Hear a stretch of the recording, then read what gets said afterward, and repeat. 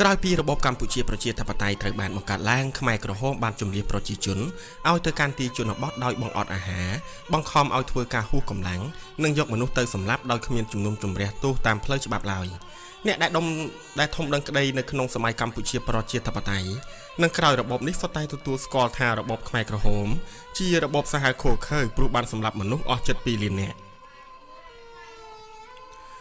ទោះជាយ៉ាងណាក៏ដោយក៏នៅមានកម្មាភិបាលខ្មែរក្រហមមួយចំនួនតូចព្យាយាមធ្វើអំពើល្អដែរដោយចេះជួយអាសាអ្នកដទៃនៅពេលដែលអ្នកណាម្នាក់ប្រព្រឹត្តខុសអង្គការវិន័យនោះ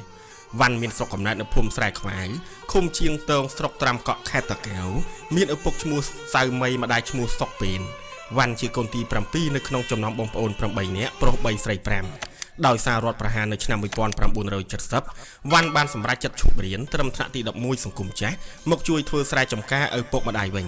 នៅឆ្នាំ1971វ៉ាន់បានស្ម័គ្រចិត្តចូលបម្រើបដិវត្តខាងផ្នែកសិល្បៈដោយសារតែកម្មាភិបាលស្រុកពេញចិត្តការងាររបស់គាត់ដែលធ្វើបានល្អវ៉ាន់ក៏ត្រូវបានតែងតាំងឲ្យធ្វើជានារសារប្រចាំមន្ទីរ250តំបន់13នៅឆ្នាំ1973អង្គការផ្លាស់វ៉ាន់ឲ្យធ្វើជាប្រធាននារីឃុំពពេល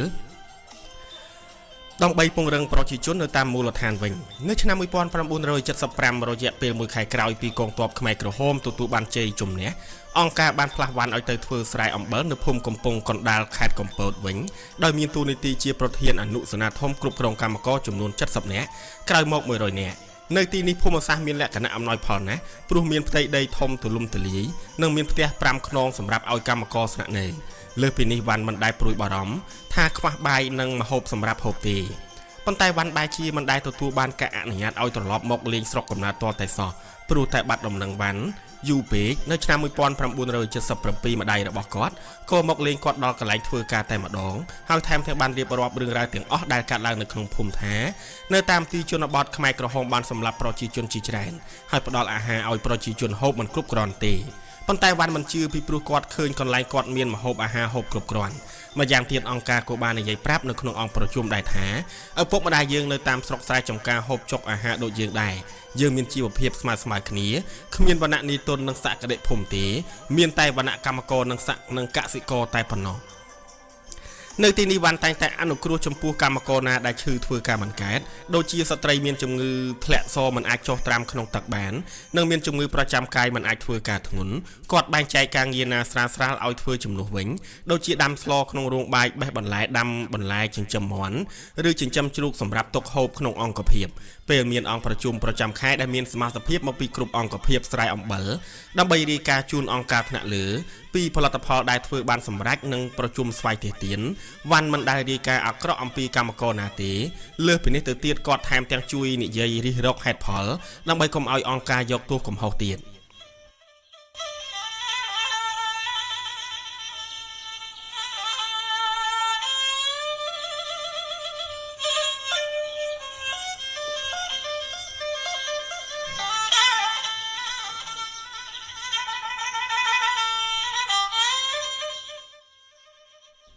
ជាក់ស្ដែងពេលមិត្តនារីរាយការណ៍ថាបានឃើញខាងយុវជនមកលេងជាមួយនឹងនារីរួចចោទថាខុសសិលធម៌និងខុសវិន័យរបស់អង្គការវ៉ាន់ក៏ជួយនិយាយឲ្យនារីនោះរួចខ្លួនទាំងអស់វ៉ាន់រៀបរាប់ថាខ្ញុំជួយមនុស្សនៅអង្គភាពជាមួយគ្នាបានច្រើនអ្នកណាដូចជាឈ្មោះនីស្លាប់ក្នុងឆ្នាំ2006លីសពថ្ងៃរស់នៅភូមិភ្នំព្រឹកនិងម៉ាកសពថ្ងៃរស់នៅប្រទេសអូស្ត្រាលីជាដើមនៅឆ្នាំ1978វ៉ាន់បានជួយផ្ដល់ម្ហូបអាហារដល់បរិសុទ្ធ8នាក់ដែលមានសហគមន៍នៅមិនឆ្ងាយប៉ុន្មានពីអង្គភាពស្រែអំបិលពេលនោះវ៉ាន់បរទេសជាមួយក្រុមនិងជាមួយនឹងមេក្រុមម្នាក់ដែលຕົកចិត្តគ្នាមកកាប់ស្លឹកត្នោតនៅអង្គភាពស្រែអំបិលរួចដើរទៅដល់កន្លែងបរិសុទ្ធទាំង8នាក់នោះដែលកំពុងតែហូបបាយមួយកញ្ចប់តូចឃើញដូច្នេះវ៉ាន់ក៏ប្រាប់អ្នកទាំងនោះឲ្យទៅកន្លែងរោងបាយរបស់គាត់ដើម្បីហូបបាយព្រោះមានម្ហូបអាហារមិនចេះខ្វះក្រោយពីបរិសុទ្ធទាំងនោះឈប់យល់ព្រមទៅជាមួយនោះវ៉ាន់ក៏បញ្ជាឲ្យចុងភៅរៀបចំបាយឲ្យហូបហើយខ្ចប់ប្រហុកនិងផ្អកយកទៅជាមួយទៀតបរិសុទ្ធទាំងនោះបានអរគុណវ៉ាន់បានហើយក៏បានឆ្លើយប្រាប់ថាមិនហ៊ានយកទៅទេតែវ៉ាន់បានប្រាប់វិញថាបើមានអ្នកណាដឹងប្រាប់ថាកន្លែងគាត់ជាអ្នកឲ្យទៅវ៉ាន់បានផ្ដាំចុងភៅឲ្យរៀបបាយសម្រាប់អ្នកទាំង8នាក់នេះរាល់ពេលដែលមកកាប់ស្លឹកត្នោតទោះជាគាត់មិននៅក៏ដោយវ៉ាន់រៀបរាប់ថាគាត់ព្យាយាមជួយអ្នកដទៃគឺធ្វើទៅតាមបណ្ដាំឪពុកម្ដាយដែលបានប្រាប់ថាយើងធ្វើអំពើល្អយើងនឹងបានល្អដូច្នេះវ៉ាន់បានគិតខុសទាំងស្រុងដូច្នេះវ៉ាន់មិនដែលគិតថាខ្លួនគាត់ត្រូវអ្នកដទៃស្អប់ទេប៉ុន្តែអ្វីដែលវ៉ាន់បានគិតខុស គឺខុសទាំងស្រុងនោះគឺព្រោះនៅតែមានអ្នករាយការណ៍មិនល្អពីគាត់ដដែលដោយសារតែអំពើល្អរបស់គាត់ទោះជាមានហេតុការណ៍ណាមួយកើតឡើងចំពោះគាត់ក៏ដោយក៏មានមិត្តនារីនៅក្នុងអង្គភាពជាមួយគ្នាតែងតែជួយនិយាយការពារគាត់ឲ្យរួចពីការចោទប្រកាន់ទាំងពួងទាំងឡាយដែរក្រោយពីរបបខ្មែរក្រហមដួលរលំទៅប្រជាជនមួយចំនួននិងកម្មាភិបាលខ្មែរក្រហមស្ទើរតែទាំងអស់នាំគ្នារត់ទៅព្រំដែនថៃព្រោះខ្លាចកងទ័ពវៀតណាមចូលមកធ្វើបាបនិងដោយសារតែបានលើពាក្យគេនិយាយតគ្នាថាប្រសិនបើកងទ័ពវៀតណាមចាប់បាននឹងវះពោះច្រកស្មៅហេតុនេះហើយវ៉ាន់មិនបានត្រឡប់មកស្រុកកំណើតវិញទេតាមផ្លូវធ្វើដំណើរវ៉ាន់បានឃើញមនុស្សស្លាប់ជាច្រើនដោយសារតែគ្មានអាហារហូបនិងឈឺគ្រុនចាញ់ព្រោះតែអាណិតអ្នកទាំងនេះវ៉ាន់បានបែងចែករំលែកអង្គ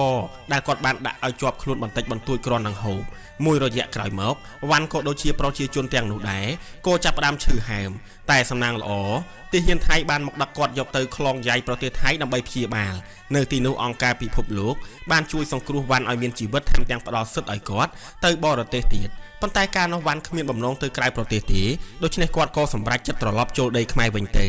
ក្នុងពេលធ្វើដំណើរវ៉ាន់បានជួយក្មេងប្រុសកំព្រាម្នាក់ឈ្មោះម៉ារិនអាយុប្រហែលជា7ឆ្នាំដែលបងប្រុសស្លាប់ដោយសារជំងឺគ្រុនចាញ់នៅស្រុកឡែម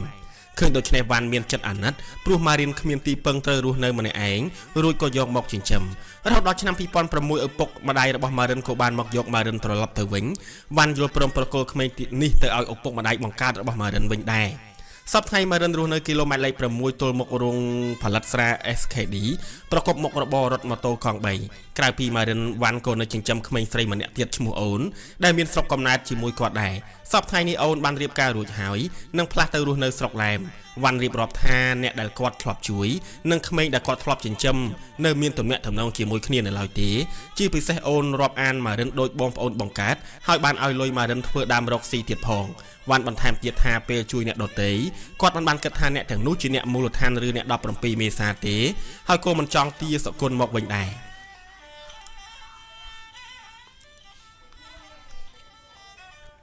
សប្តាហ៍ថ្ងៃសៅរ៍វ៉ាន់រស់នៅភូមិភ្នំព្រឹកឃុំភ្នំព្រឹកស្រុកភ្នំព្រឹកខេត្តបាត់ដំបងមានប្តីឈ្មោះសារាយឈៀនអាយុ57ឆ្នាំនិងកូនប្រុស7នាក់ដោយសារតែអំពើល្អរបស់គាត់ទើបធ្វើឲ្យជីវភាពរស់នៅរបស់គាត់ធូរធារដូចគេដូចឯង